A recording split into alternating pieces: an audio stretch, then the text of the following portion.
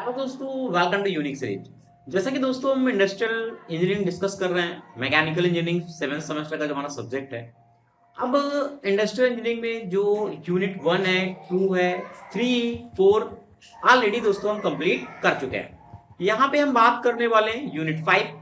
तो देखते हैं कि पहले यूनिट 5 में हम क्या क्या पढ़ने वाले हैं। ठीक है, तो यूनिट 5 हमारा है ऑपरेशन एनालिसिस। ठीक है, यहाँ पे हम क्या देखेंगे, फॉर्मेशन ऑफ एलपीपी किस तरीके से फॉर्म होता है और क्या मेथड होता है। ठीक है, और हम बात करेंगे ग्राफिकल सॉल्यूशन ऑफ एलपीपी। यहां से न्यूमेरिकल क्वेश्चन पूछे जाते हैं। ठीक है, अभी जैसे कि मैं बताया था इंडस्ट्रियल इंजीनियरिंग बहुत सारे टॉपिक थे, बट वहां से न्यूमेरिकल क्वेश्चन नहीं आते, बट यहां से आपके न्यूमेरिकल क्वेश्चन पूछे जाते हैं। ठीक है, तो इनको न्यूमेरिकल क्वेश्चन भी हम यहाँ पे डिस्कस करेंगे। बात करेंगे सिंप्लेक्स मेथड क्या होता है, सेंसिटिव एनालिसिस क्या होता है, डिवर्जेंसी एंड अनबाउंड सॉल्यूशन क्या है, ट्रांसपोर्टेशन एंड असाइनमेंट मॉडल के बारे में। और इसी में है ऑप्टिमिलिटी टेस्ट होता है, जिसमें हम बात करेंगे स्लीपिंग स्टोन मेथड के बारे में एंड मोदी मेथड के बारे में एंड सिमुलेशन के बारे में। यानी यूनिट 5 हम इन सारे टॉपिक के बारे में दोस्तों डिस्कस करने वाले हैं। तो पहले स्टार्ट करते हैं कि यूनिट 5 की पार्ट 1 में हम क्या क्या डिस्कस करेंगे। तो हम ये स्टार्टिंग का है यूनिट, तो यहाँ पे हम सिर्फ बात करेंगे फॉर्मुलेशन ऑफ एलपीपी। क्यों? क्योंकि यहाँ पे थोड़ा क्वेश्चन भी डिस्कस करेंगे, तो यूनिट अप्रॉक्सीमेट कंप्लीट हो जाएगी पार्ट 1 यानी। ठीक है, तो चलो समझते हैं। पहले वीडियो को आगे बढ़ाने से पहले दोस्तों आपके लिए एक इंपॉर्टेंट इन्फॉर्मेशन है। अगर दोस्तों आपको कंप्लीट वीडियो लेक्चर देखना है तो आप यूनिक सीरीज ऐप डाउनलोड कर सकते हैं। लिंक आपको दोस्तों डिस्क्रिप्शन बॉक्स में मिल जाएगा। वहां से आपको बेनिफिट क्या होने वाले हैं, सारे सब्जेक्ट दोस्तों आपको एक जगह अवेलेबल हो जाएंगे। वो सेमेस्टर वाइज आपको सारे सब्जेक्ट मिल जाएंगे, वहां पे एक्सेस कर सकते हैं और एक साथ सारे सब्जेक्ट को पढ़ सकते हैं। अब क्या है, वहां पे आपको वीडियो डाउनलोड कर पाएंगे, पीडीएफ का दोस्तों आपको एक्सेस मिल जाएगा और जो भी हमारे प्रीवियस ईयर क्वेश्चन है वहां पे आपको सोल्यूशन मिल जाएंगे। तो दोस्तों देरी ना करें और ऐप को डाउनलोड करें और अपनी स्टडी को कंफर्ट बनाएं और वीडियो को लाइक शेयर करना ना भूलें। कि जो फॉर्मेशन ऑफ एलपीपी में, जिसे हम एलपीपी को क्या कहते हैं, लीनियर प्रोग्रामिंग प्रॉब्लम। ओके, यहां पे जो प्रॉब्लम आएगी उसको हमको क्या करना है, पहले अरेंज करना है। उसके बाद हमें इसमें दो मेथड आते हैं और मेथड को भी हम आगे डिस्कस करेंगे। उनके अकॉर्डिंग क्या करना होता है, हमें सोल्यूशन करना होता है। तो पहले बेसिक समझते हैं क्यों इसका हम यूज करते हैं। अगर हम बात करें जो लीनियर प्रोग्रामिंग मेथड है, वो एक मैथमेटिकल टेक्निक है जिसमें डिटरमाइन होता है ऑप्टिमल लोकेशन में ऑफ द रिसोर्सेस क्या है एंड ऑब्टेन पार्टिकुलर ऑब्जेक्टिव क्या है when the alternative use of the resources. कहने का मतलब एक कंपनी है, हम कंपनी में प्रोडक्ट बना रहे हैं। ए प्रोडक्ट हो सकता है, बी प्रोडक्ट होता है, सी प्रोडक्ट हो सकता है। उसमें क्या है, जो उसके रिसोर्सेस हैं, रिसोर्सेस में क्या है, मशीन है, कौन सी मशीन यूज कर रहे हैं। ठीक है, उसमें हम हो सकता है मैन पावर भी एक रिसोर्स का है। तो इस तरीके से उसका ऑब्जेक्टिव क्या है, तो ये लीनियर प्रोग्रामिंग मॉडल हमें बताता है। ठीक है, क्या है, द ऑब्जेक्टिव में भी कॉस्ट मिनिमाइज और प्रॉफिट मैक्सिमाइज। जो प्रॉफिट होगा वो दो प्रॉब्लम की कंडीशन में आता है। एक हमारा आएगा कॉस्ट हमारा मैक्सिमाइज होगा या मिनिमाइज होगा। अभी जो बता रहा हूं आप सिर्फ देखें, जब न्यूमेरिकल को भी हम सॉल्व करेंगे तो आपको और चीजें क्लियर होने वाली है। ठीक है, सेकेंड थर्ड पॉइंट क्या था, in practice linear programming is one of the powerful techniques for the managerial decision making. हमें यहाँ पे एक अच्छा टूल है एलपीपी मेथड, जहां पे हम अपने डिसीजन को अच्छा बना सकते हैं, मैनेज कर सकते हैं। किस तरीके से, the application of this techniques has help to solve many complex problem which otherwise are more difficult to solve। जो बहुत सारी ऐसी प्रॉब्लम है जो डिफिकल्ट होता है हमें सॉल्व करने में, बट एलपीपी की मेथड से हम उसे सॉल्व कर सकते हैं। The specific problem where the techniques can be successfully applied are. कहां पे, जैसे कि अगर हमें प्रोडक्शन शेड्यूलिंग करना है, वहां पे हम एलपीपी का मेथड का यूज कर सकते हैं। प्रोडक्ट मिक्स डिसीजन में यूज कर सकते हैं, कैपिटल बजटिंग में, प्लांट लोकेशन में and resource location and optimal utilisation of resource के केस में हम एलपीपी मेथड का यूज करते हैं। जैसा कि मैंने एक फिगर नॉर्मली आपको दिखाया है, इस तरीके से भी हम ग्राफिकली मेथड समझेंगे। तो जैसे कि मैंने दिखाया एक कॉन्स्ट्रेंट ये है एक कॉन्स्ट्रेंट ये है, और इसका फिजिबल रीजन क्या आएगा, जो पूरे लाइन के अंदर का एरिया होगा, तो ये क्या है, फिजिबल रीजन है। और ये क्या है, इसकी x1 और जो x2 है ये इसकी वैल्यू है। अभी आप ग्राफ देख लें, बाद में बताया, मैं जब ग्राफिकल मेथड पढ़ाऊंगा तो डिटेल से आपको सॉल्व करके हम बताएंगे, ठीक है। तो ये आप समझ गए। क्या इसका स्टैंडर्ड वे है सॉल्यूशन का, अगर मैं बात करूं तो यहाँ पे हम करते क्या है, जो डिसीजन जो वेरिएबल है उनको x1, x2, x3 number of the decision variable हो सकते हैं, तो उनको हम x1, x2 से दिखाते हैं। और यहाँ पे हम देखते हैं कि हमारी जो प्रॉब्लम है वो मैक्सिमाइज की कंडीशन में है या मिनिमाइज की कंडीशन में है। और लास्ट हमारे ऑब्जेक्टिव फंक्शन क्या है वो हम देखते हैं, ठीक है। अब क्या होता है, जो हम अपने डाटा को रिप्रेजेंट करते हैं एज अ लीनियर, तो क्या होता है, सब्जेक्टिव जो कॉन्स्ट्रेंट होता है वो, जैसे हमने 1 को कंसीडर किया, x2, x3, an, ठीक है। और ये क्या है, उसका लास्ट का जो उसका टोटल प्रॉफिट निकलेगा या मिनिमाइज निकलेगा, ठीक है। तो इस तरीके से हम क्या करते हैं, डाटा को रिप्रेजेंट करते हैं। और एक चीज यहाँ पे जो वैल्यू हम कंसीडर करते हैं, जैसे ए बी सी हमने लिया, वहां पे जो x1 है, x2 है, x3 है, ये नॉन निगेटिव रिस्ट्रिक्शन होते हैं, तो इनको हम क्या करते हैं, हमेशा पॉजिटिव की कंडीशन में दिखाते हैं। ये चीज समझ में आ गई होगी, तो न्यूमेरिकल अभी और आसान होने वाला है, ठीक है। तो यहाँ पे ये दिखाया है कि जो A1, J1, 2, 3 एंड J1, 2, 3 है वो स्ट्रक्चरल कोएफिशिएंट है, और जो B1 है वो कार्ड रिक्वायरमेंट और अवेलेबिलिटी है, ठीक है। तो एक स्टैंडर्ड ओनली फॉर्मेशन है लीनियर प्रोग्रामिंग का, जो अभी हम दोस्तों देखने वाले, ठीक है। अगर मैं इसकी बात करता हूं तो दो मेथड है इसके। एक हमारा होता है mainly graphical method, it is used only when two decision variable are involve. कहां पे यूज करते हैं, जहां पे दो डिसीजन वेरिएबल होंगे वहां पे हम ग्राफिकल मेथड का मोस्टली यूज करते हैं। एक सिंपल मेथड होता है, ठीक है। एंड नेक्स्ट होता है सिंप्लेक्स मेथड। सिंप्लेक्स मेथड में हम क्या सीखते हैं, it is useful for any number of the decision, मतलब कई सारे नंबर ऑफ द डिसीजन है, वेरिएबल्स हमें मिल रहे हैं in the problem and there are the number of the constant and other the problem, यानी डिसीजन कई सारे वेरिएबल्स हैं एंड जो कांस्टेंट है वो कई सारे हैं, तो वहां पे हम सिंप्लेक्स मेथड का यूज कर सकते हैं। अच्छा, क्या स्टेप है, किस तरीके से इसको सॉल्व करते हैं, क्या मेन रीजन के बारे में बात करते हैं। फॉर्मुलेशन ऑफ एलपी प्रॉब्लम, किस तरीके से उसको फॉर्मुलेट करेंगे। ग्राफिकल मेथड समझने से पहले हमें फॉर्मुलेशन समझना पड़ेगा।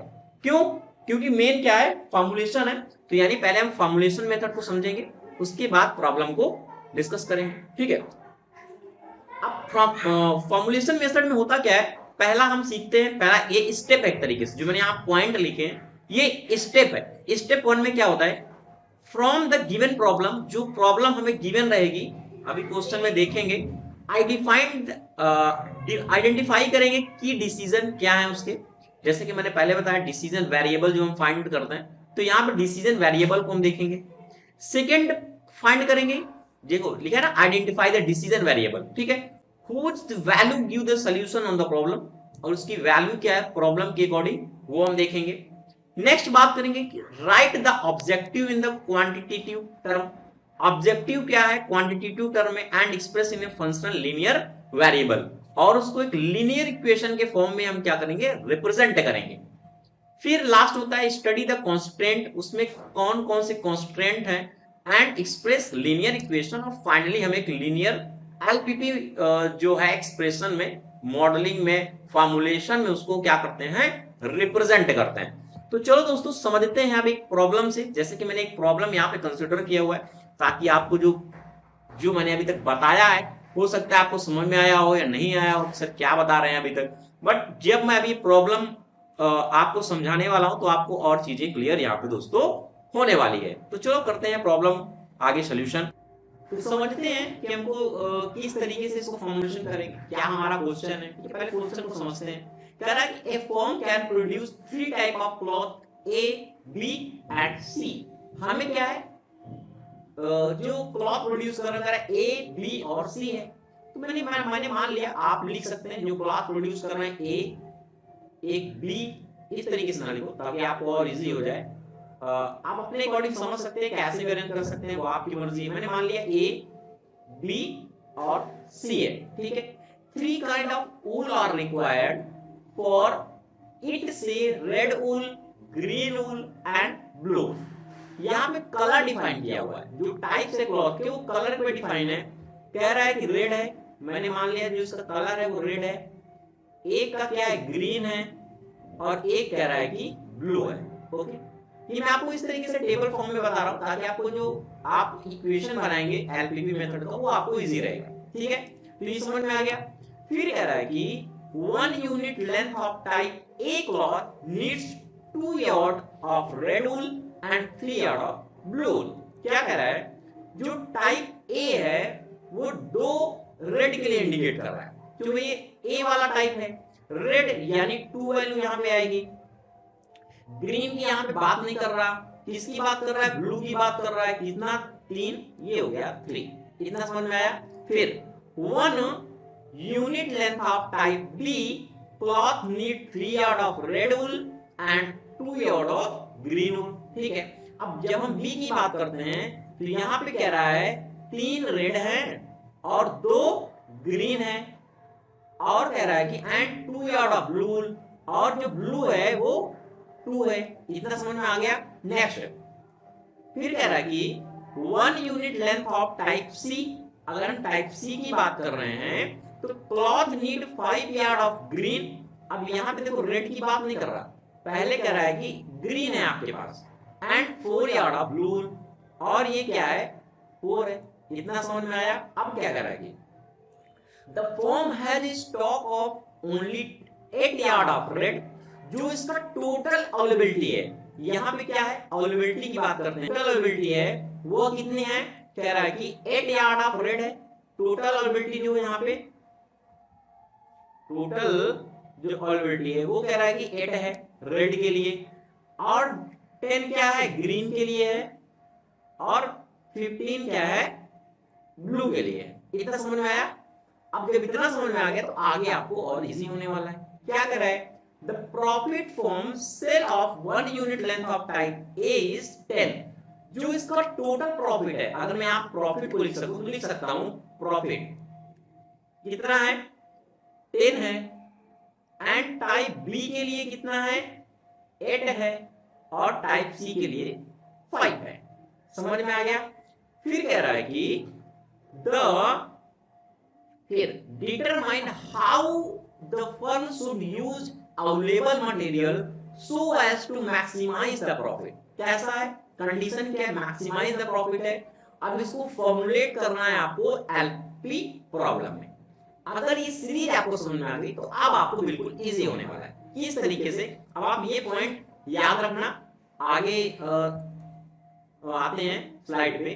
तो मैंने यहां पे मान लिया लेट x1 x2 एंड जो x3 है ये नंबर ऑफ क्लॉथ है, किसके लिए, टाइप ए, बी और सी के लिए।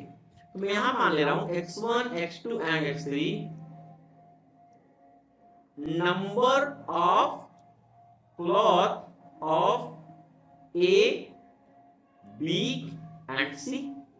इससे क्या हुआ, अब देखो यहां पे, अब आप इसको डायरेक्ट लिख सकते हैं। किस तरीके से, यहां पे जो है ये क्या है, x1 के लिए था, ये x2 है, और ये x3 है। ये मैंने क्या किया, लेट किया हुआ है।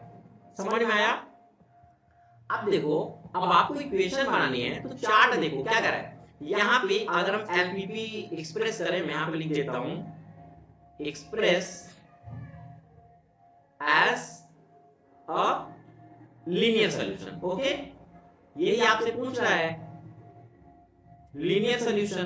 तो क्या होगा, यहां पे हो जाएगा 2x1 प्लस, देखो यहां पे क्या हो गया, 2x1 3x2। ये क्या है, ही नहीं x3, तो x3 की बात नहीं करेंगे। अवेलेबिलिटी कितनी है, 8 है, तो यहां पे कितना हो गया, 2x1 3x2 मैक्सिमाइज है, ये हो गया 8। पहला इक्वेशन बन गया, यही आपसे कह रहा था। सेकंड, जब ग्रीन की बात करता है तो 2 है और 5 है। कितना अवेलेबिलिटी, 10 के लिए है, तो यहां पे देखो 10 के लिए है, तो यहां पे मैं लिख सकता हूं 2x2 प्लस कितना, 5x3। यहां पे कितना था, 2 था, और यहाँ पे कितना अवेलेबिलिटी 10 है, ये हो गया 10, समझे। चलो अब कितना है ब्लू 3x1 2x2 4x3 और 15, बिल्कुल इजी है दोस्तों, आपको समझ में आ गया होगा। अगर थोड़ा सा समझते हैं तो बिल्कुल क्लियर हो जाएगा।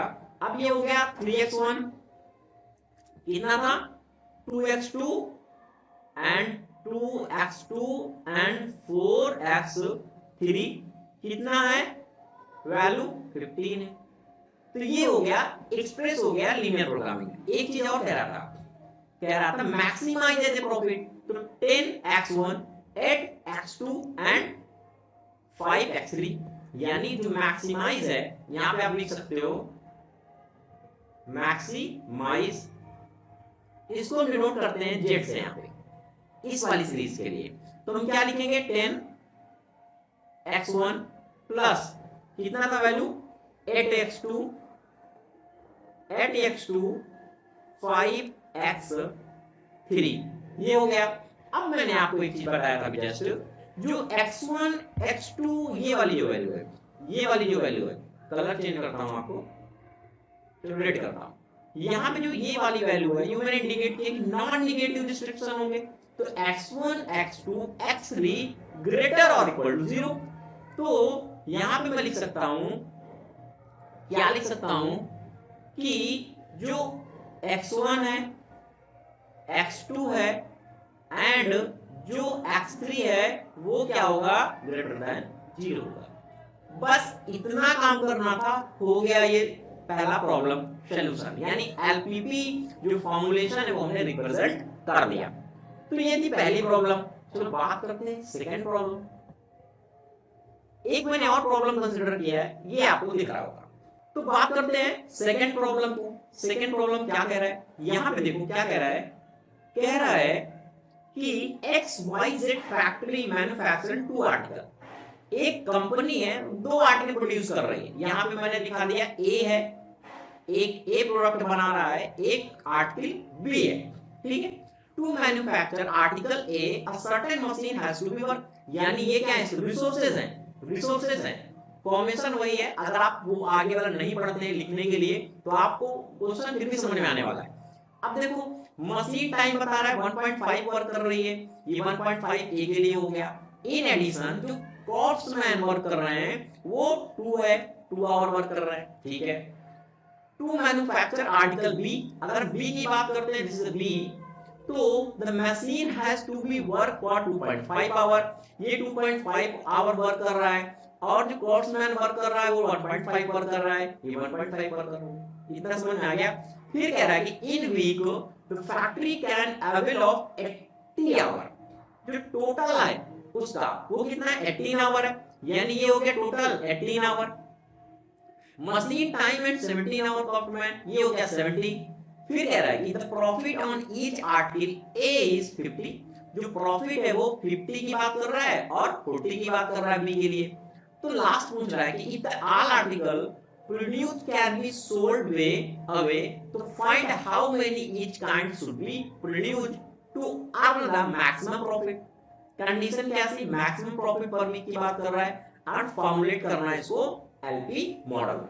क्वेश्चन समझ में आ गया, नहीं समझ में आया तो कमेंट सेक्शन में पूछ सकते हैं। तो चलो इसको करते हैं रिप्रेजेंट, किस तरीके से हम इसको रिप्रेजेंट करने वाले हैं। तो चलो यहाँ पे देखो मैंने सीट को ऐसे ही रखा हुआ है, बिल्कुल इजी है, जैसे कि मैंने पीछे ही बताया था। बट क्या है वहां पे मैंने उसको चेंज कर दिया था, सिर्फ जो वर्टिकल टू हॉरिजॉन्टल कॉन्सेप्ट आपको याद रखना है, आप कैसे भी कर सकते हैं, बिल्कुल इजी प्रॉब्लम। देखो मैंने मान लिया जो डिसीजन वेरिएबल है x1 और x2 ए के लिए है और बी के लिए है। तो जब इसको रिप्रेजेंट करेंगे, इसमें एक्सप्रेस करेंगे एलपी मॉडल में, तो किस तरीके से लिखेंगे, यहां पे देखो क्या है 1.5 x1 के लिए, तो यहां पे लिखेंगे 1.5 x1 प्लस 2 x2, ये हो गया 2 x2। अब जो टोटल मैक्सिमाइज है कितना है, ये हो गया 18। ओके, नेक्स्ट अगर हम देखते हैं क्या कि बी, ए के लिए हमने देख लिया, अब बी के लिए बात करते हैं। 2.5 है, ये हो गया 2.5 x1 प्लस कितना है 1.5 x2। प्रॉफिट कितनी बात कर रहा है, जो टोटल उसका है 80 और 70, ये हो गया 70, ठीक है। यानी मैक्सिमाइज, सॉरी प्रॉफिट नहीं, प्रॉफिट तो हम जेड से नोट करेंगे, ठीक है। तो ये हो गया टोटल, तो ये एक इक्वेशन बन गई। और यहां पे हम लिखेंगे जो x1 है और जो x2 है वो क्या होगा, ग्रेटर देन 0 के होगा। और जो टोटल का प्रॉफिट है वो z इक्वल टू हम डिनोट करेंगे, यहां पे क्या डिनोट करेंगे, 50 x1 प्लस 40 x2। समझ में आ गया। देखो दो प्रॉब्लम मैंने डिस्कस किया, एक यहां पे मैंने दिखाया कि किस तरीके से आपको सॉल्व करना है, ठीक है, जो प्रॉफिट का कंडीशन था, और यहां पे मैंने एक प्रॉब्लम आपको डिफाइन किया। तो अब इससे आपको पता चल गया होगा कि क्वेश्चन एक्चुअली पूछा किस तरीके से जाता है, ठीक है दोस्तों। तो thank you watching this video. हमने एलपीपी मेथड यहां पे सीख लिया है। नेक्स्ट लेक्चर में हम बात करने वाले हैं ग्राफिकल मेथड के बारे में। वहां पे भी मैं ऐसे क्वेश्चन न्यूमेरिकल डिस्कस करेंगे जो आपके एग्जाम पॉइंट ऑफ व्यू से दोस्तों काफी इंपॉर्टेंट होंगे और अक्सर पूछे जाते हैं। एक इंपॉर्टेंट इंफॉर्मेशन यह भी है, अगर आप मशीन डिजाइनिंग है या एचएमटी है, सारे कोर्सेज ऐप में अवेलेबल है, तो आप वहां से दोस्तों सारे सब्जेक्ट पढ़ सकते हैं। Thank you.